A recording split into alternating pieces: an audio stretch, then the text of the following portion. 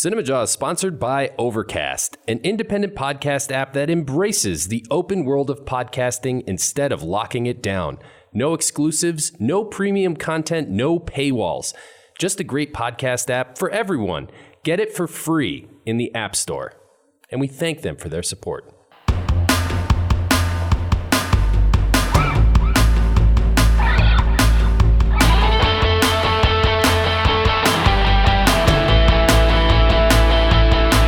You're listening to Cinemajaw, the greatest movies podcast ever, recorded on location at Cards Against Humanity in Chicago. My name is Matt Kay, and with me is Rye, the movie guy, and sitting inside the fish tank is producer Pat. Hey guys, how's it going? This week on Cinemajaw, Matt, we get ready for Star Wars, Episode 9. Yeah. The end of the Skywalker saga. You know, Rye, it seems like it was a long, long time ago in a galaxy far, far away. When it all started. It's been 9 movies, 40 years. Wow. And that's only a little bit longer than I've been, or a little bit shorter than I've been alive. So it's been most of my life, all the life I can remember, I've had Star Wars. I agree. I grew up playing Star Wars. Huge influence on why I love movies in general, there's no doubt. Did you have the Wiffle Star Wars lightsaber toy? Ooh, yeah, I had a couple of those. You remember those? Mm-hmm. They broke when you would get really into it, but they made that really strange, didn't sound anything like the movie sound, but that wow, wow, wow, when you swung them around. I tried. It was good. It's a good toy for the 80s. Since it is Star Wars month on Cinemajaw, and because we were getting ready for Episode 9, me and Matt sort of teased this in the last episode. We said at one point during this month, we will actually rank our Star Wars movies. And here we go. That's what we're going to do this week on Cinemajaw, Matt. That's what I've already done. I'm ready to piss off a ton of Jawheads. And full disclosure, we've had to record things out of order. So I've heard Matt reference something that is going to be, I know it is going to shock people. All right, I can tease this. I don't think so. Oh, I am 100% sure it's going to shock people. I doubt it. And two, I already know where we're going is going to lead to an argument on this particular show. So Okay. I could just tell. Well, we'll see. Besides that, we have more going on, do we not, Pat? Yeah, this week we're also going eye for an eye on Star Wars The Rise of Skywalker. And we have a review of Jumanji, The Next Level. Plus, we have trivia. And as you guys know, Jawheads, we always let the winner of the monthly riddle pick if they want a prize pack or to take Matt K on in trivia. Alyssa from North Carolina, who's on vacation, she wrote us, in Cancun, Mexico, said she'll take time out of her vacation if she can record tonight. And so we will get Alyssa on the phone to take you on in Adam Driver, Scarlett Johannson movie trivia. Wow. And you wonder why Adam Driver, Scarlett Johannson? Well, I kind of know why. That is because, in addition to everything else we have going on in the Jaw, we have a spoiler lounge of Marriage Story that we recorded with Don Shanahan. Yes, one of the directors of the CAIC, our Critics Association. Exactly. So we are going to finally play that spoiler lounge now that Marriage Story is out on Netflix. Everybody can see it. We'll play that as well, and we'll play some trivia. Yeah, and hey, special thanks to Alyssa for taking time out of her vacation to be on the show. That's amazing. Thank you. Unbelievable.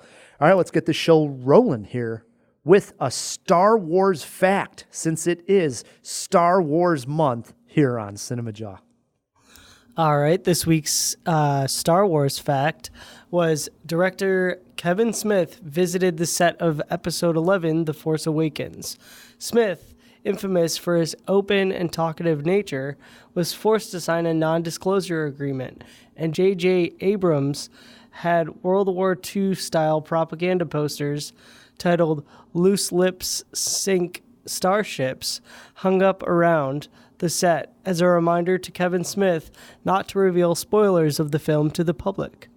True to his word, the only tidbit Smith revealed about his visit was that he cried when he stood on the Millennium Falcon set, as it reminded him of how much he loved Star Wars as a child.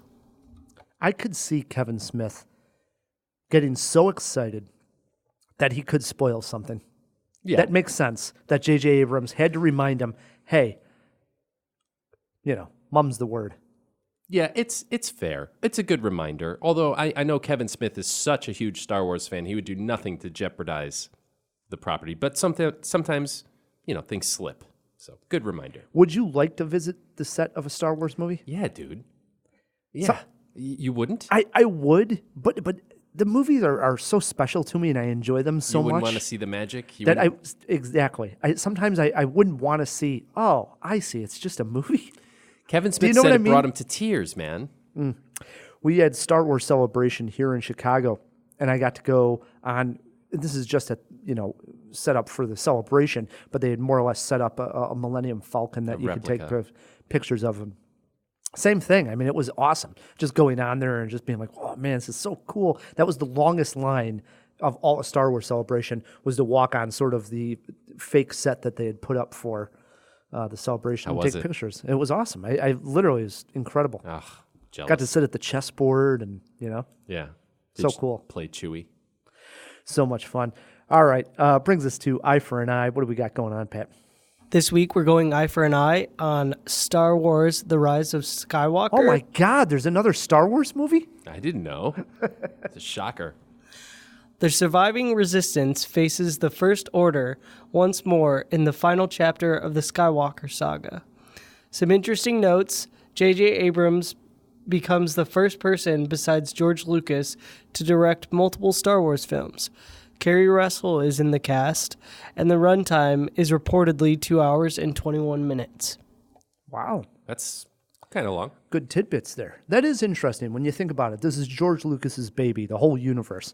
He directed 4 of the films. He did the 3 prequels and the original Star Wars. Right. But he sold his baby, didn't he? But he sold his baby. And now there's been different directors, but now J.J. Abrams is directing his second Star Wars film. He really did a great job. I think the best way to say it is he got the fun back in episode. Now I'm already confused. Episode 7. 7. Right. When The Force Awakens. So I have full confidence in J.J. Abrams. Oh, yeah. JJ's the guy, right? He did the same thing with Star Trek. I just hope, and we're not ringing a bell here. We're all interested. Yeah. No reason to ring the bell. I just hope it's as epic as I want it to be. You're a Marvel fan, big Marvel fan, Sure. And you had this kind of like moment of the whole series, in a way, coming to a conclusion. It's going to go on, but you know what I mean? This huge story arc. I'm surprised they didn't break it up into 2 movies. But I don't have that in anywhere else other than Star Wars, that I would say I'm a really big fan of the series. And this is my guy. So for me, the only thing I'm worried about is I want it to be so epic and feel so satisfied that all 9 movies conclude and I feel happy. I don't know. I hope I'm cheering. I hope I'm crying. I hope I'm feeling like I'm 7 years old again. Well, The Last Jedi is a bit of a controversial entry in the Star Wars saga. Love it or hate it, doesn't matter. It did deviate quite a bit from what JJ set up. And one of the main detractions or criticisms of The Force Awakens is that it was sort of beat for beat remake almost in a way, at least thematically and, like I said, beat for beat of A New Hope. And then it went off the rails, rightly or wrongly so. So where do we go? How does he tie it up in just 2 hours and 20 minutes? Because there's a lot of question marks still, because that second one didn't really answer too many things. So, yeah, I agree with you, man. Trepidation, fear. I'm a little nervous because we've seen bad Star Wars movies. This is important, goddammit, and they better get it right. I agree. Better stick the landing here, JJ. Maybe the most important film of his life. Pat, what do you got here, buddy? So as Matt and Rye know, I'm not a huge Star Wars guy. Get him off the show. So I'm going to go. Okay, but in all seriousness, though, I do want to get into Star Wars, but I think that requires me to watch all the Star Wars movies. So I am interested. I do eventually want to see this movie, but I feel like I need to catch up. Well, that's funny that you should mention that. Pat, because a lot of people struggle with this. And I want to provide a service to all the Jawheads and any who may have family members, or maybe they themselves have never seen the Star Wars movies, like producer Pat, who must live under a rock. What order do you watch them in, Ryan? What do you recommend? I'm a traditionalist. Which means? I would start the way they were released. You would go in release order. I would. Okay. I do like where you're going with this, but I would go with the release order. Okay, that's fair. So what you mean is the original Carrie Fisher, Mark Hamill, Harrison Ford films, the first three, and then you go to the prequels, and then to the more recent ones. Pat, what was your instinct? How would you have watched them? I probably would have gone that way. Really? Yeah. Okay. There's only one way to watch it. It's called Machete Order. Okay, go online, check this out. The article came out in 2011. I think it's nomachetejuggling.com, which means you can't deviate from this. You watch Episode 4, A New Hope, which is the first one. Episode 5, which is Empire Strikes Back. Then you go to Episode 2, which continues the story, because we get a bombshell. Pat hasn't seen it, so I guess I don't spoil the major twist we get in Empire Strikes Back about Darth Vader, or do you know? I'm pretty sure I know. Okay, so you continue Darth Vader's story, but you don't see little Anakin Skywalker, which was mistake. Big mistake. In fact, that's not even. No, I'm saying a big mistake to miss Episode 1. But no, it's not. The only thing you lose from Episode 1 is that tremendous lightsaber battle. And if you want to watch, we'll get there. We're going to rank our Star Wars films. Fine. If you want to see that, just watch it on YouTube. Then you go to Episode 3, Revenge of the Sith. And then you finish it all up with Return of the Jedi, which has the best ending of the entire series. That's the way you watch these movies. I'm not saying that's my ranking of where they sit in my heart, but that is the proper order to introduce Star Wars to a neophyte. Wow. NoMacheteJuggling.com if you want a detailed explanation of why that is the right order to watch them in. There you go. All interested in Star Wars, our review next episode when we do our top 10 of the year with Brian Tallarico. Big show for us, Matt K. I'm excited, as you can tell. Speaking of new movies, Matt. Yeah, Ryan. The Rock, Kevin Hart, Jack Black, and Nebula herself, Karen Gillan, are all back for another go in the deadly game of Jumanji. This time joined by Awkwafina, Danny Glover, and none other than Danny DeVito. This is that dreaded thing, a sequel of a reboot.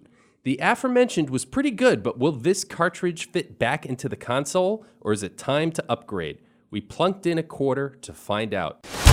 Welcome to Jumanji!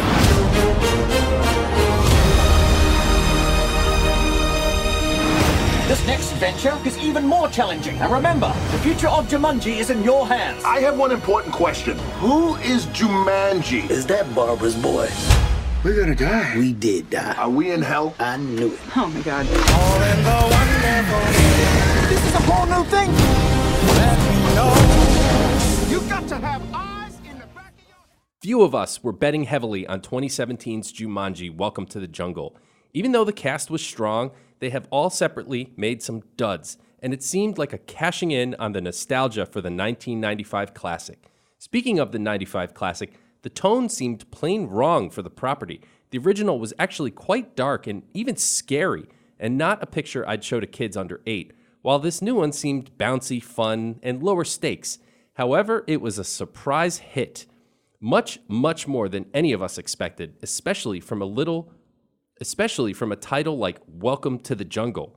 Now, 2 years later, that stellar cast returns with some huge additions to make a sequel, and I actually had high hopes going in, even if they were slightly tempered. I was ready and waiting with an, oh well, they tried. Ryan, I'm happy to tell you that I still have that oh well, they tried card in my pocket. Jumanji The Next Level is also a delightful adventure and may even be better than the first. I'll spare you a deep breakdown of the plot. Here's what you need to know. The kids who got trapped in the first game and turned into Jack, The Rock, and Karen are back after their first year at college. One of them hears the drums of Jumanji calling him and goes back into the game. Naturally, the others must follow and a rescue mission ensues. DeVito and Glover also accidentally get pulled into the game, and a new adventure comedy begins that takes them from arid deserts to snowy mountains in an effort to win the game and get out alive. For a family-friendly action-adventure comedy that doesn't rock any boats, Jumanji has some surprisingly deep themes. Front and center, though deeply veiled, is suicide and depression. Alex Wolff, who plays Dwayne Johnson's real-world counterpart Spencer, goes seemingly willingly into Jumanji again. His motivation is a little more to chew on than surface-level sadness. I also picked up on themes of body image, obviously, aging, forgiveness, and gender identity. There's more going on in this silly movie than deserves to be. And all the while, Jack, The Rock, and Kevin are cracking wise and making silly jokes. And let's talk about the acting.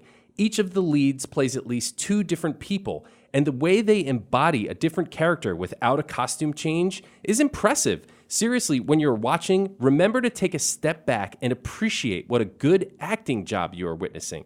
I don't want to overstate it. This isn't the next Lawrence of Arabia, but it seems to be bucking all the naysayers and adding up to way more than the sum of its parts. It's tough to point to any serious flaws in the movie. Really, for what it is and what it's trying to be, I think it's perfect.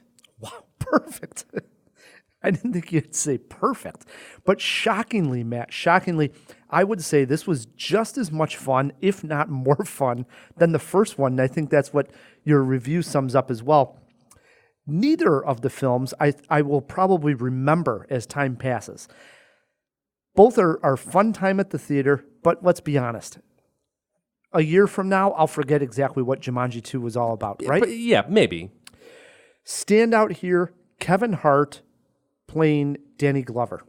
So, as you mentioned, these characters go into a game and they basically are acting like their counterpart on the outside of the game. And in this instance, Danny Glover gets sucked into the game and Kevin Hart has to play him. This made the first 30 minutes of Jumanji. Mm-hmm. I was laughing every single time he would talk. He nailed it, that slow cadence of how he would speak. Mm-hmm. And it even is a joke in the movie about he's just talking too slow and it's costing them time and possibly putting the entire party in danger. Loved it. Also, big fan of them changing characters throughout the game. Like you said, they each play different characters. I almost don't think you should have mentioned this. You said they play two different characters, so I think that's okay to say. Okay. And this isn't a spoiler kind of movie. People are going to go see it. Well, I got to tell you, I didn't expect that. And I was pleasantly surprised by that. And I think it needed that because if they would have just constantly went on with it needed something who fresh. They were playing, they 100% needed to be able to switch characters. It makes the movie. It makes the movie. It was so interesting. And then some of the action sequences in this movie are just plain fun. So, yes, I mean, enjoyed the heck out of this movie in general. If I was breaking it down a little bit further, I would say a slow opening. And I like that you have this theme of, you say, suicide. Well, yeah, depression at least, but I think suicide's pretty deep. I don't know what you were looking at here. Well, I didn't get like that I said, at all. I think it's very deeply veiled. But the character Spencer is home after his first year of college, feeling more lost than ever. He's a depressed guy. But where did you see the suicide? I don't get that. He goes into Jumanji. That's he needed. It could have been an accident. Yeah, but it's an analogy for leaving this world. Or he was longing to be that character again. There's no doubt. Right. But that doesn't mean suicide. Well, it's Jumanji just is a very, very, very dangerous place. You're going back to the very first Jumanji. No, you are. Even in Welcome to the Jungle, they only have a certain amount of lives. They're being hunted by wild animals. People are out to get them. But he didn't go in there, I don't think, with any intention of killing himself. No, I think he went back in because he didn't have the excitement of what he was and who he was in Jumanji. I don't know if that's completely it. Yes, he wanted to feel the power again, but he was also forlorn and just, done with the world. He couldn't figure out how he fit into our world, so he left. I think it's deeply veiled, and I could be wrong, but I found it there. I think you're overthinking this. Maybe. He could have went in by mistake. We still don't know. No, he didn't go in by mistake. He admits he went in. But the first 15 minutes before they get into Jumanji, I actually felt, oh no, it was grueling. Oh, I didn't find that grueling. No? No. I thought that 15 minutes felt like 45 minutes to me. Like, get into the damn game already. Let's get back to the fun. No, I didn't. I liked the setup. It was fine. I liked Danny DeVito. It was fantastic seeing him shuffle always around. good. Yeah, it was great. It was fine. A favorite scene? Favorite scene would be probably when Awkwafina is playing Danny DeVito, and she's like, "Hey, you get away from those horses!" You know, like, I don't know. She just did it. Everybody has kind of a turn at doing their best Danny DeVito, and I think she was my favorite by far. She was really good. So I'm going to highlight the action sequences because we're talking about the comedy aspect and the acting of them portraying these people outside of the game. But there's really two great action sequences in the movie that are extremely fun. One of them has the entire group running from these wild ostriches. That was really good. I was going to say that one. It was so bizarre. The ostriches, just such a funny bird to have that many ostriches on screen.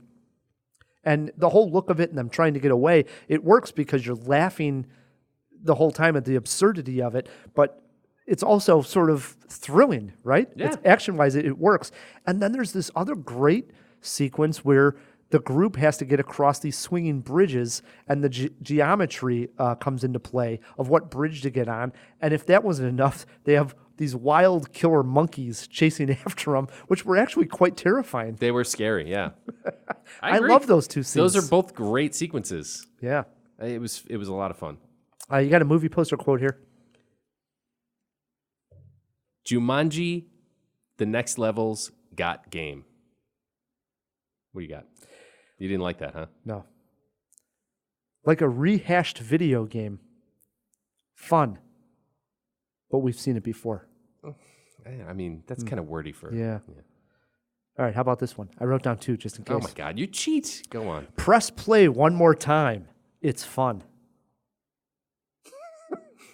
What? I don't know. Dude, you have no future in writing like advertising slogans. What about like continue ... That's yes. not bad. There you go. See? That should have been your poster quote. Well, now it is. There you go. How many jaws you giving this one? Believe it or not, I'm giving Jumanji 4 jaws. What? Listen, on. no, hey, what's wrong with the Go movie? 4 No, jaws. it's a Dude, fun. slow it down No. here. Slow it down. I loved Climb it. down. Climb down. I laughed. I was scared. I found some deeper themes. Maybe you didn't, but it at least made me think a little bit. And I thought the acting was way better than it deserved to be in a Jumanji 2. Wow. It's a damn good movie, and I think it's fun for the whole family. It's 4 jaws. Jawheads, I'm going to say this. I'm recommending it, but it's 2.5 jaws. It's a good movie. You're being a little No. insincere. You need to be honest. This was a great movie, and I loved it. 2.5 jaws. 4 jaws. Wow. Can't believe that. I loved it. Is it going to be in my top 10 of the year? Maybe not, but I think it's a damn good movie. All right. Go see it. If you've seen Jumanji, agree, disagree. Want to tell Matt how goofy he is for giving it 4 jaws. I have no Write shame. us feedback at cinemajaw.com or at Twitter at cinemajaw. We'll retweet, get the discussion going. All right, so Star Wars Episode 9 is coming out. It will be the 11th live-action Star Wars movie. And so we decided to rank our Star Wars films. Yeah. That's basically it. That's what we're going to do here.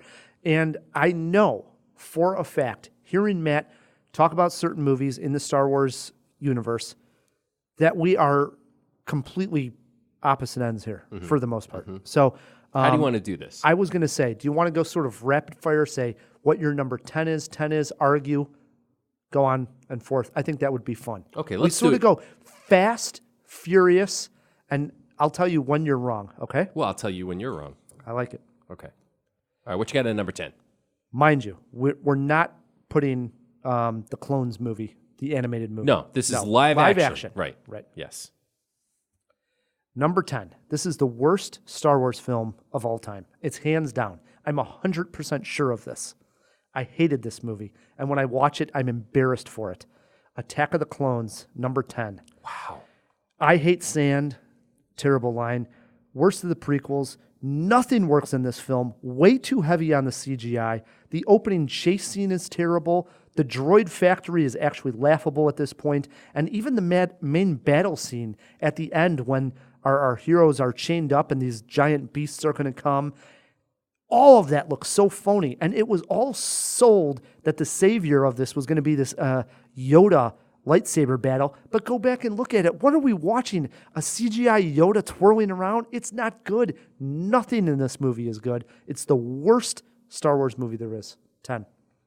I mean, I can argue with that. I don't think it's the worst at all. It's not my number 10. At number 10, I have The Phantom Menace. You want to talk about bad dialogue? I hate sand. It's coarse. It comes from that movie, all right? I mean, Anakin Skywalker, yippee! I'm sorry, Jake Lloyd. I really do feel sorry for you and everything that's happened since this. It's an albatross you did not deserve. But this movie is shit. It's total crap. You're so wrong. Every bit of ham-fisted dialogue is ridiculous. This is also the movie that gave us the worst thing about Star Wars ever, the midi-chlorians. Oh, I just want to puke every time I see this movie. There's a reason when I told him the order to see the movies in, this wasn't even on the list. You can skip it. Don't even watch it. It doesn't exist in my mind. At number 9. Except for that lightsaber battle. We'll get there. Okay. Because it's much higher on my list. Okay. At number 9, Solo, a Star Wars movie. All I'll say on this one is some stories and some myths are better untold. Sometimes it works when they go, and sometimes it doesn't. This one didn't need to be told. I don't like the idea that there was a different actor playing our Han Solo. It just seemed like a stretch. It was the first time a Star Wars movie felt unneeded. I agree with you, man. This is exactly where I have Solo at number 9. Just a disappointment. Yeah, just didn't need to exist. Doesn't justify itself. I agree. Some little bit of fun with Lando. That's about it. That's the saving grace. At number 8, the 8th, and at this point I'll say worst film of Star Wars, Revenge of the Sith. Wow. So I have went back and I've watched the prequel trilogies, and I can say too much CGI. When you go back and you watch it now... You're putting Sith below Phantom Menace? That is travesty. No, 100%. I am so right on this. I know nuts. you have not watched the Phantom minority. Menace in a long time. Yes, I watch them almost You don't every watch year. these. You don't watch these movies. Like I own do. a box set of DVDs, of Blu-rays. You don't watch them like I do. Listen, You son too of a much bitch. CGI, and this is what annoyed me so much the last time I watched Revenge of the Sith, was how fast Lucas made cuts at the end of the movie because he was piecing the story together. So at points, you have scenes where it's like, I wonder where Obi-Wan is. Cut to Obi-Wan on some planet. I'm okay. Cut to somebody else. It's bad storytelling, and you finally get this epic lightsaber battle that really, at this point, 5 films have led up to, because we had the originals. We all heard about how it was going to be Anakin versus Obi-Wan, and you get it, and he sets it with this CGI lava, where if you go back and you look at it, already it's laughable. Everything looks fake about it. There was no heart in this lightsaber battle at all. I agree with you on the lightsaber battle, but Fail. This is where we find out about... And hold on. Okay. She died because she lost the will to live. Yeah, that's stupid. Yeah. Hey, Right. man, I'm not going to argue with you. The prequels are pretty bad, but there's no way that this movie is worse than The Phantom Menace. That scene where they're watching the opera and the Palpatine is explaining to Anakin how Darth Tyrannus learned how to use the Force to bring Right. people back from the dead is a great scene. The scene where Mace Windu confronts Palpatine in his office is a great scene. I wouldn't say great. Oh, it's a great scene, dude. It is a great scene. The other thing that Revenge of the Sith is lacking is like that big set piece, like in Jedi when they go to Jabba's palace, Empire when they go to Hoth, the pod race. Yeah, and you're I'm going right. to get there. There's no one big, like, okay, they go to this, and there's that big action Well, sequence were that's going absolutely for it. awesome. They were going for it with the lava planet, but I agree with you. They sort of failed. All right, that swings it back to me. At number 8, this is where I put Attack of the Clones. It's not nearly as bad as I think Ryan wants to think it is, but it is pretty bad. I sort of liked what's the character, the robot with the 4 arms? General Grievous. Grievous? Yeah. He was pretty cool. But it hasn't aged that All well. right, so at number 7, this is where I put Phantom Menace. I say it's the best prequel. And I'm going to stand by this, Matt. I'm going to stand by this. Best film of the prequels. It is the only one of the 3 that has the Star Wars adventure feel to it, has the big set piece like the pod race, and the triple or even quadruple action finale of a space battle, ground battle on Naboo, lightsaber duel, which is maybe the best in the series. It is. And Padme trying to get back to the throne, all of it happening at one time. I'll give you that. It's literally is like, okay, yes, it's a Star Wars movie. And if you watch the 3 of them, completely different between Phantom Menace and the other 2 as far as CGI went. Go back and watch it. The droid factory, all those, it's all CGI. The sets, way too much. Phantom Menace had some practical effects. Some. They even had Yoda in at least the original version of it. Had puppets. Yeah. And They went back and they were animated. clinging onto some of it, and it works. When I go back and I watch, I'm like, yeah, these were good sets. That works. You can tell. You can literally tell. I agree with that. I still think that the acting and the dialogue is so bad that it really knocks it down a few pegs. At number 7, this is where I put The Last Jedi. And by no means are any of these movies bad. I like The Last Jedi quite a bit, but I think that there's a lot of great movies above it. So I have at 6, The Last Jedi. This is where I put it, right in that middle range. And for me, I just say I haven't seen the movie more than once. I saw it the one time in the theater. It's the only Star Wars movie. I have seen Solo, part of it, a second time. But The Last Jedi, I've only seen one time. I may have only seen it once, too. I want to say I've seen it twice, but I don't know I if think that's I'll true. warm up to it. I didn't hate the movie. I didn't hate it either. No, I really like that part where they jump into hyperspace and the silence. Oh, that part was excellent. Amazing. Yeah, so that was my number 6. What do you got sitting at 6? At 6, I have The Force Awakens. It's great. It's just not as great as what came before, I guess. I love The Force Awakens. I liked the reawakening of a new adventure, a new generation of Star Wars heroes. So it was a fun re-entry into the universe or the galaxy far, far away. All right, here we go with our top 5. My number 5, Rogue One. What? Man, Yes. you are so off. I'm not. Yes, you are. I'm telling you, Rogue One. Okay, this film, the ending of the film is what we all remember. And we talk about, how amazing the ending of the movie is. I always say it's probably the best half hour of Star Wars there is. I get very emotional. I think it's brilliant. And I love how it gave us insight into the destruction of the Death Star by Luke, because we always thought like this one shot off by Luke was a bit silly. To come to think that they made this whole movie that this thing was, planted in a way is fantastic. I love the idea of it. But when I go back and I watch it, the first hour drags for me. And that's why it sits at 5. Not that I hate it. I'm a Star Wars fan. I know. That's fine. I think you're way off on that, but that's okay. At number 5, this is where I put Revenge of the Sith. Where did you have it? You mentioned this one. Wow. Yeah, I had it at 8. I think it's one of the better. Obviously, it's in the top 5 of the 10 we've seen so far. It's the best of the prequels, and there, I've said it. Wow. All right, It's the one I've watched the most. Number 4. First one of the original trilogies. I have Return of the Jedi. Me too. Do you? Yep. And growing up in the 80s, this was the one that I probably watched the most. Me too. I watched it. I loved the Ewoks. I loved so many things. The speeders. The AT-ATs. The AT-ATs. Yeah. Well, it wasn't the AT-ATs in the snow, but it was the... ATSTs. Yeah, the two-footed Yeah. AT-ATs. Chicken walkers. Those guys were great. Those were awesome. Did you have the toy? I didn't. Ooh, I did. Really? Yeah. Love that thing. And it had the big confrontation between Luke and Darth Vader. That was... He was so calm when he went. Literally epic. Yeah.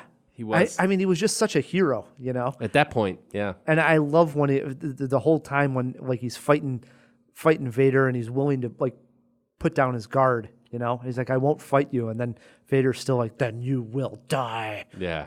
Love it. This is a great moment. Yeah. I have no arguments here, man. Yeah. Like I said, I also have Return of the Jedi at number 4. So what do you got at number 3, Ryan? Number 3, this is where I have The Force Awakens. And wow, it breaks into the originals. yeah. And I think it is because J.J. Abrams accomplished the big major feat of making Star Wars fun again. After going through the prequels, at that point, it seemed like it was getting too serious. All the actors were taking it too serious. Fans were so serious about it, negative. And he said, hey, let's get back to what Star Wars was. And that's fun. No major arguments for me. I'm surprised, but not shocked. It's fine. At number 3, I put the original, the thing that started it all, A New Hope. Ah, too low. No, I don't think so. Wow. So at number 2 then, I have, which I think is probably going to be your number 1. I can't see any way it's not. At number 2, I have The Empire Strikes Back. And the film had it all. Yoda, AT-ATs, Tauntauns, Lando, Cloud City. 2 talked about kisses and maybe the best reveal in movie history. So if it is your number 1, I don't fault it. I think it gave us more of the, all of those things that I mentioned are more of the things we remember about Star Wars than probably any of the other films had in one single film. But, yeah. This is waxed poetically about in the movie Clerks, and I think largely what they said is completely accurate. It's the dark entry. It's the downbeat. You know, you need that downbeat in order to introduce stakes and tell us why we are emotionally invested in these characters. And I actually have Empire Strikes Back at number 2 as well. What?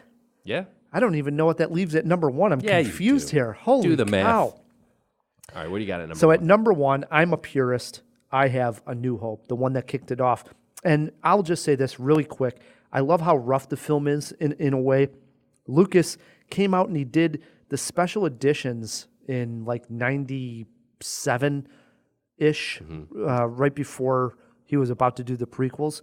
And I think those special editions hurt this particular film the most because some of the beauty of A New Hope is how spectacular of a movie it was for the limited special effects that they could possibly pull off at the times. I agree. So by adding the CGI is like a slap in the face of To all the people that worked on it and made it this space opera masterpiece. Not to mention Han shot first. Right. I mean, don't even get into that. Dude, it's back again because know. on the Disney Plus version, there's like a new thing that he's done. It's ridiculous. Lucas, or whoever's doing it now, Kathleen Kennedy, stop messing with it. Just leave it alone.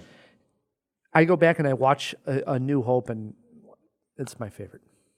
I have no major arguments with that. A New Hope is fantastic. Any one of these 3, you could kind of move around. But at number 1, I have what is the greatest Star Wars story ever told, and that is Rogue One. What? It's Rogue One, dude. It's not the best. It is the best. But hear out this argument. If you're going to say Rogue One, the only reason why you're saying Rogue One is because A New Hope, right? It is so tied in to A New Hope, right? Sure, yeah. But it's the most self-contained of any of them, right? You don't need to know about New Hope to enjoy Rogue One. Oh, 100% No, you do. it adds yes, to it. you do. No, you don't. Are you In joking fact, me? like, Yes, you do. When people, it is the best Darth Vader we get, period, bar none. I mean, But it's for seconds on screen. that's all we needed. No. Oh, when he It's so much walks more. through the door and it opens and you see the black smoke come out and you just hear him breathing and then the lightsaber turns on. Dude, tell me you didn't get shivers. That part's great, but it doesn't make the whole entire movie. It doesn't. And I You're right. can't- The entire band of travelers. If somebody watched Rogue One without knowing the Star Wars movies, they wouldn't enjoy it as much as they watched. Absolutely. No, It's they an wouldn't. espionage No, they film. wouldn't. If they didn't know the original trilogy and then they watched Rogue One, they'd be like, "That's okay. I don't know what the hell is going on." I disagree wholeheartedly. You don't need to know. That's what makes it the best.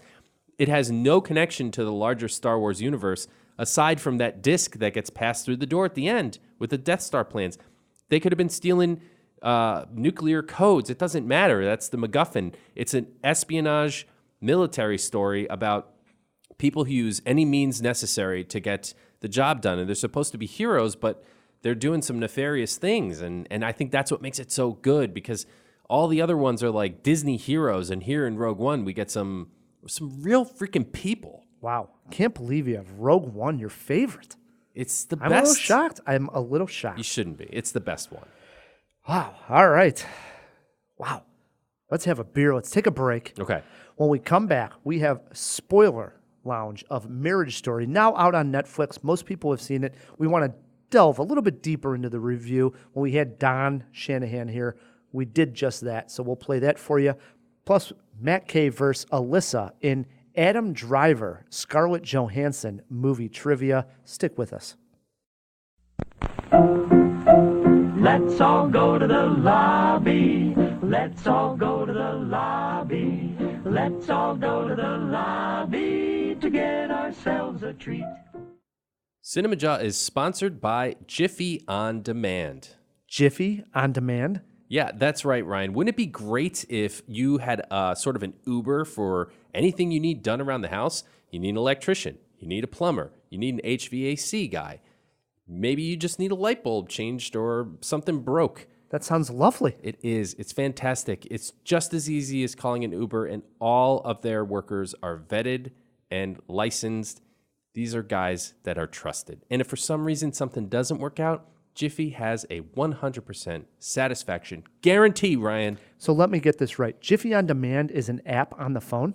Yeah, it is. You just go to jiffyondemand.com or your app store, whichever phone you may use, Android or Apple, and download the app. It's pretty easy. And if you use the offer code Cinemajaw, you get $25 off your first Jiffy job. Wow, save $25 by using the code Cinemajaw? Yeah. I love it. What cities can we use this in? You can use it in Toronto, Ottawa, Boston, and Chicago, Ryan. I love Jiffy On Demand. You should. You need the help. And we thank them for their support. The sparkling drinks are just dandy. The chocolate bars and the candy. So let's all... Master, sir, I heard Yoda talking about midichlorians. I've been wondering, what are midichlorians? Midichlorians are a microscopic life form that resides within all living cells. They live inside me. Inside your cells, yes. And we are symbionts with them. Symbionts? Life forms living together for mutual advantage. Without the midichlorians, life could not exist, and we would have no knowledge of the Force. They continually speak to us, telling us the will of the Force. When you learn to quiet your mind, you'll hear them speaking to you. I don't understand. With time and training, Annie, you will. You will. So let's all go to the lobby to get ourselves a treat. Let's all go to the lobby. And we are back on Cinemajaw. Matt, when we had Don here, we talked Marriage Story. Yeah. We reviewed it. Mm-hmm. And we went a little bit deeper. Yeah, there's more to it. We wanted to spoil it a bit. So this is for people who have seen Marriage Story and are interested in our takes on the spoilers, twists, character deaths, if there are any, and all the things in between. You've been warned. You're about to hear the sirens.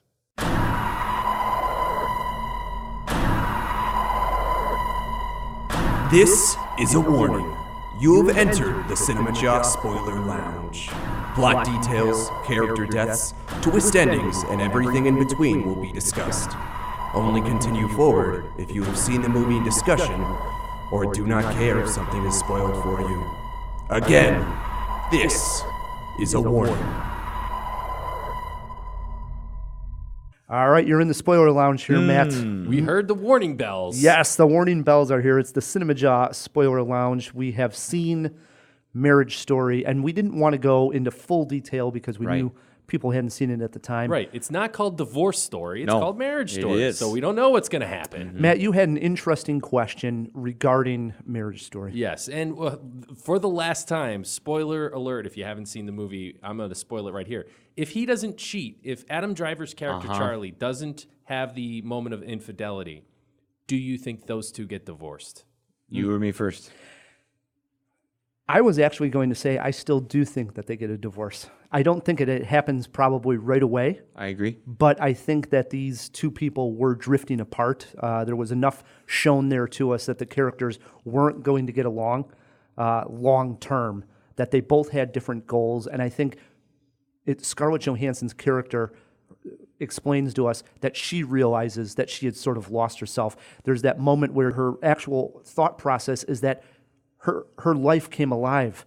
And what she realized that it wasn't coming alive, it was just that she was giving him ideas that he was starting to use, and if anything, she was starting to feel smaller once his career started going. Line. And it was wonderful because I think she felt it, and then it was like, oh no, it's really not that. It's what I thought it was, but it wasn't that at all.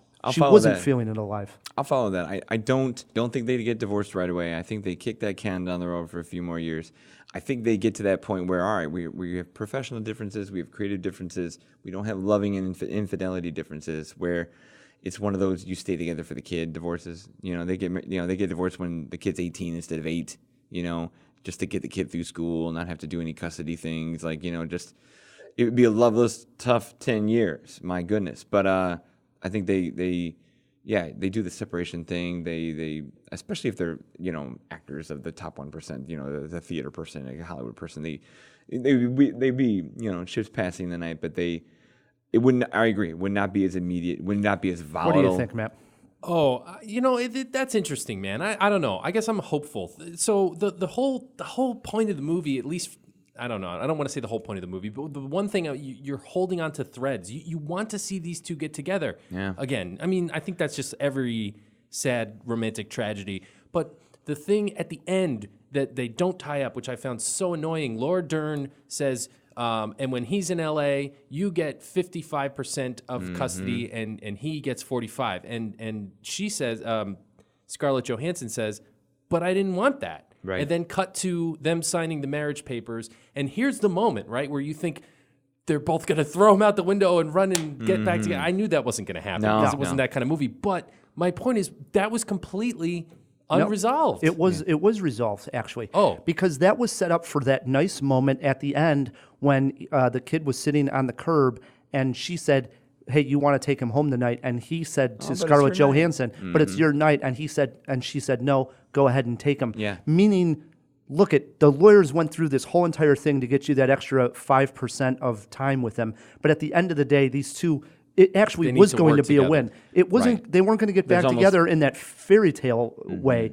but they were going to end up working together in a divorced, separated way. Because civility wins after the paperwork gets signed. You would think, I mean, especially when kids are involved. And I mean, I'll go back to my divorce. Like I said, young college sweetheart thing. We probably shouldn't have gotten married and all that, but we weren't married very long. But at the same time, we didn't have a kid, so I can only imagine just what that is with kids, and I just can't picture it. That just to put those kids in the middle. Now, my parents are divorced, but they did what I was explaining before. They waited until the good kid was 18 who was going to go to college, and they got divorced as soon as I got to college. But they were loveless, hating each other for a good 10 years. So yeah, at some point could they have pulled that trigger earlier and made things better, even with the shared custody, even with all the hurdles and stuff like that. And you wonder, but at the same time, I don't know, maybe I have hope that without the infidelity, to go back to the original question, maybe without the infidelity, they can get to a healing point. There's a breaking point creatively or professionally where they get to a compromise or an understanding from misunderstanding, and they can get better at that. And maybe for the sake of that kid or even for the sake of each other, there is possible healing. But unfortunately, once that trigger gets pulled of infidelity, that's normally that's the death knell. It's certainly at least very, very difficult. Yeah. Some couples seem to bounce back, but it's pretty rare. Mm-hmm. Here's another question I have for you guys. Mm-hmm.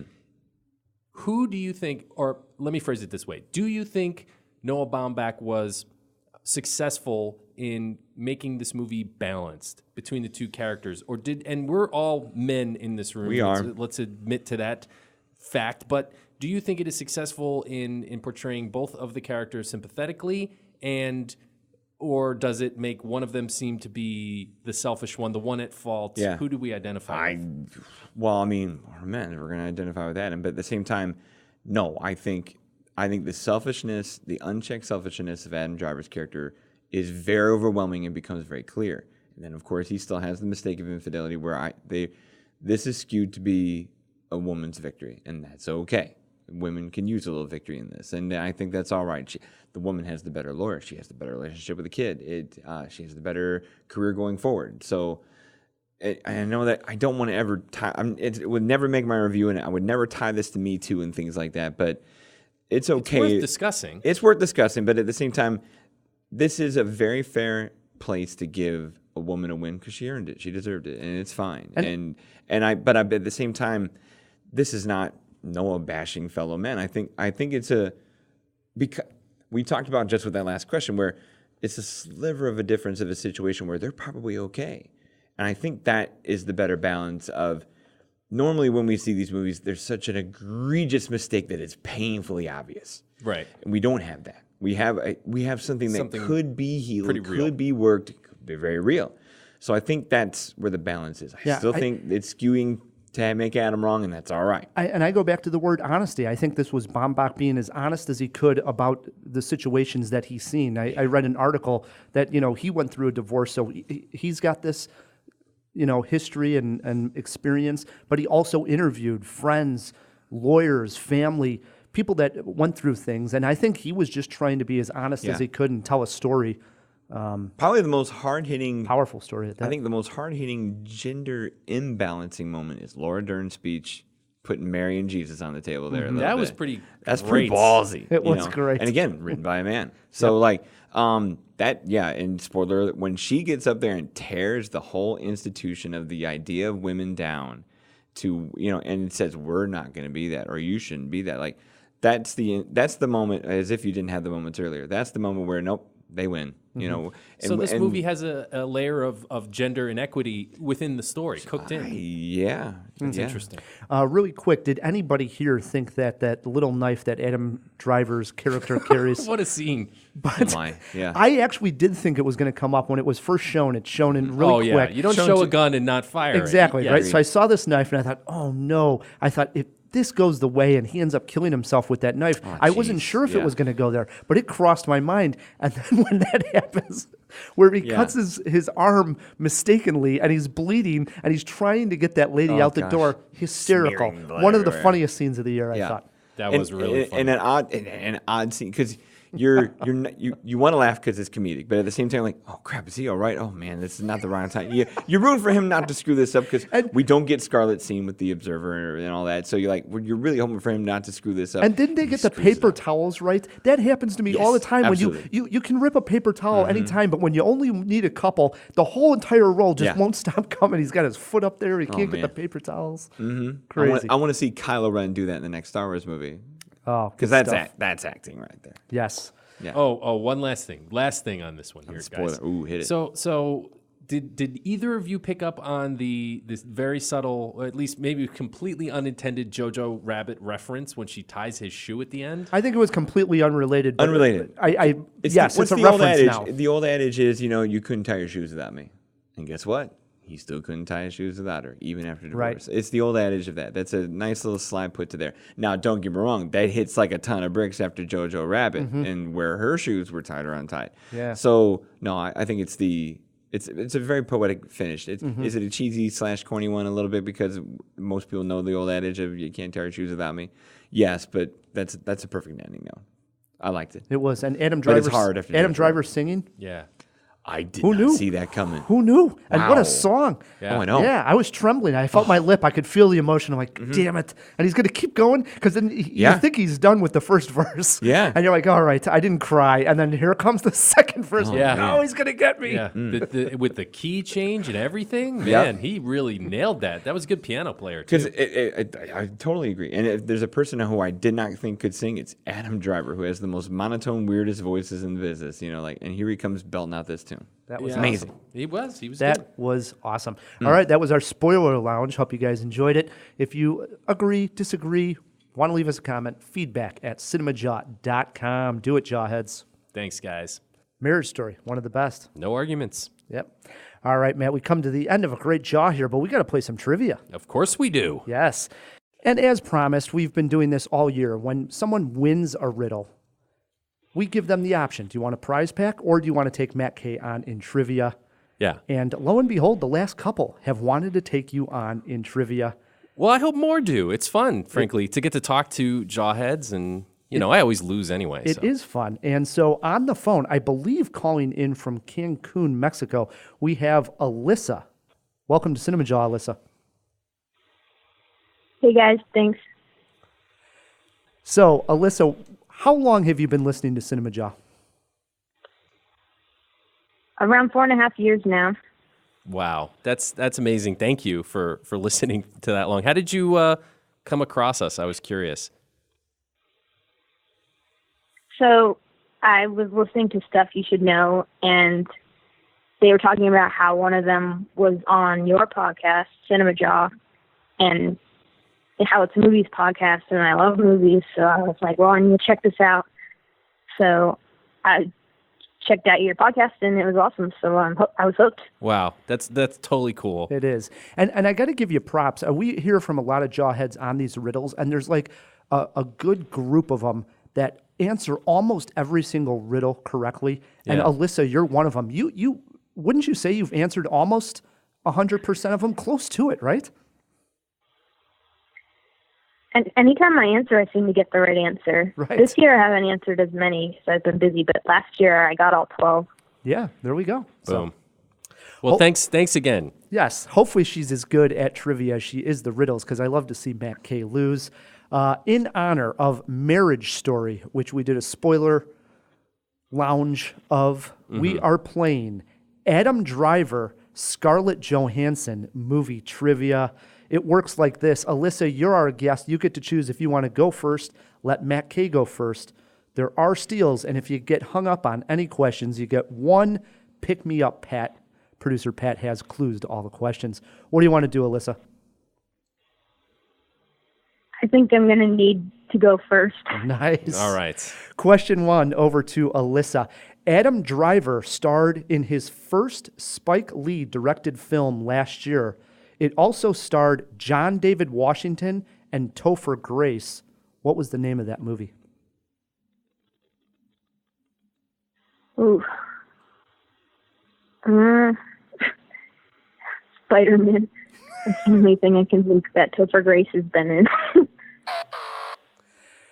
That is incorrect, Matt. First question, you got a chance for a steal here. Alyssa, I think you're going to kick yourself on this one. It was Black Klansman. Oh. Topher Grace was David Duke. He was actually pretty good. Yes. 1-0, Matt K. I don't like the sound of that. Question 2 is over to Matt. Matt, earlier this year, Adam Driver starred with Bill Murray in a zombie movie. Name it. The Dead Don't Die. 2-0, Matt K. All right. Enough of this. Come on, Alyssa. Question 3 is over to you.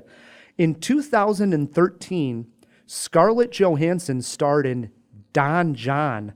What actor played the lead, Don John? That's a tough question. Oh, man, I didn't see this movie. You do have a lifeline if you need it. All right, let's go for it. Yes. Pick me up, Pat. Pick me up, Pat. There it is. Question number 3. Pat, who starred in Don John? All right, so your clue for this one, this actor was in Inception and The Dark Knight Rises.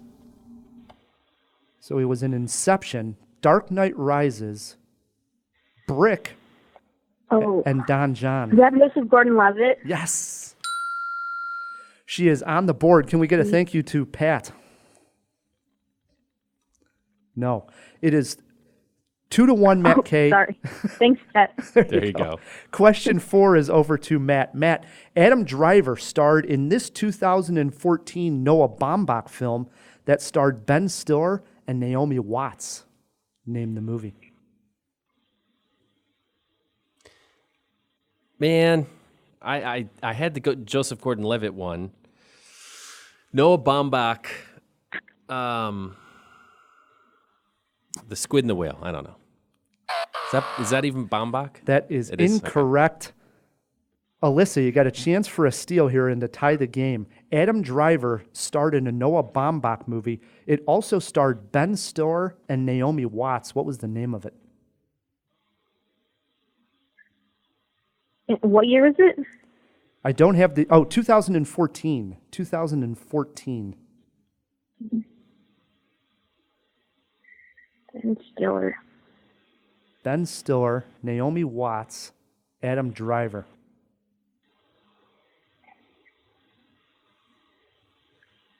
I'm blanking. I'm not sure. We were looking for While We're Young. Boy, these are tough, Rye. Hey, it's okay. It is 2-1. We still got a chance here, Alyssa. Question 5 is over to you. We all know that Scarlett Johannson plays Black Widow, but in which Marvel film did she make her first appearance in? Oh, man, this sounds like a Matt K question. Hey, it's over to you first, so this is good. When did Black Widow make her appearance in the MCU? Oh, man. I'm just going to have to guess here. Avengers? Matt, that is incorrect. You got a chance for a steal. What do you got here? Alyssa, you are so right. This is a Matt K question. It was Iron Man 2, In the Ring with Happy Hogan. That is correct. Unfortunately, it's 3-1, Matt K. I hate this. Question 6 is over to him. Matt, what actress starred alongside Scarlett Johansson as her best friend in the 2001 movie Ghost World? Oh, man. I love this. Thora Birch. Oh, boy. It is 4-1. So happy to see Thora Birch this year. This is terrible. Alyssa, question 7 is over to you. Adam Driver has a small role in one of the Coen brothers movies. Name it. Oh, this is embarrassing. On the spot, it's tough. Adam Driver, small role. I don't really know directors all that well. That's the issue. I can't think of any movies. Any guess? It had Oscar Isaac in it.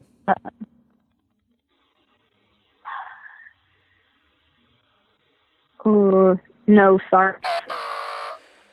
Oof. Matt, do you got to guess? Question 7. Adam Driver, small role in a Coen brothers movie. Inside Llewyn Davis.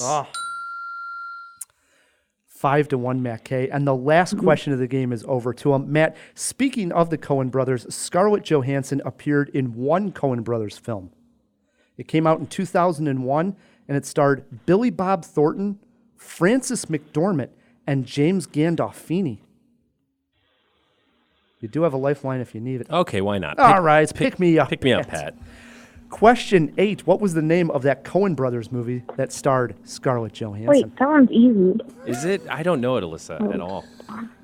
So your clue for this one is this clue was never here. The one I was thinking is Burn After Reading. So that'll be my guess. Incorrect. Do you got a guess on this one, Alyssa? See, I was thinking Fargo, but then I was like, wait, Scarlett Johansson wasn't in Fargo. Right.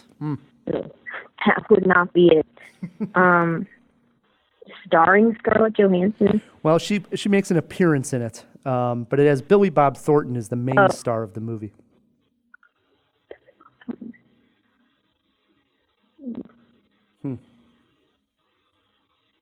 Yeah, I don't know. We were looking for The Man Who Wasn't There. A lesser-known Coen brothers, but a Coen brothers nonetheless. If it came down to a jawbreaker, this question would have been over to Alyssa. Better actor, Scarlett Johansson or Adam Driver? Probably Scarlett Johansson.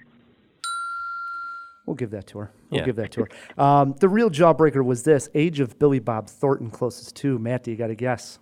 Billy Bob is 60. Lock him in at 60. Alyssa, do you got a guess? probably go with 63. We'll give that to Matt. 64. 64 for Billy Bob. He's getting up there. He is. Yeah. Matt does win this one, unfortunately. But Alyssa, this was great talking to you, and I'm glad that you constantly are getting the riddles correct. It's always exciting to see that right answer come across the email. Yeah, thanks for having me on the show, guys. Yeah, for sure. Thank you for taking some time out of your vacation to Cancun to be on the show. That's awesome. Totally. Really appreciate it. Yeah. Oh, yeah, this was super fun, so totally worth it. Well, Awesome. We'll have you back sometime, Alyssa. Yeah. Thanks so much. Happy holidays, and as we say, keep on jawing about the movies, Alyssa. Thanks. See you guys. Thank you. Now it really does bring us to the end of a great jaw. Yeah, it's been an epic evening of cinema jawing. Let's go to a galaxy far, far away, Matt Kay. I'm ready. I am so ready. Yes. First and foremost, we got to thank Don Shanahan, who was heard there in the Spoiler Lounge. Also got to thank the Jawhead. Yeah, thanks to Alyssa for participating and taking me on in trivia. Lots of fun. We also got to thank our producer over there inside the fish tank, producer Pat. Of course, guys. It's always a great time. And we got to thank the Chicago Podcast Cooperative for helping us get great sponsors like Overcast and Jiffy On Demand. If you want to support Cinemajaw, the easiest way to do so is by leaving us a review wherever you're listening to this podcast. And while you're there, please, guys, click subscribe. One extra button, and it's immensely helpful to us. Until next week, I'm Ryan, the movie guy. I'm Matt Kay, and keep on jawing about the movies.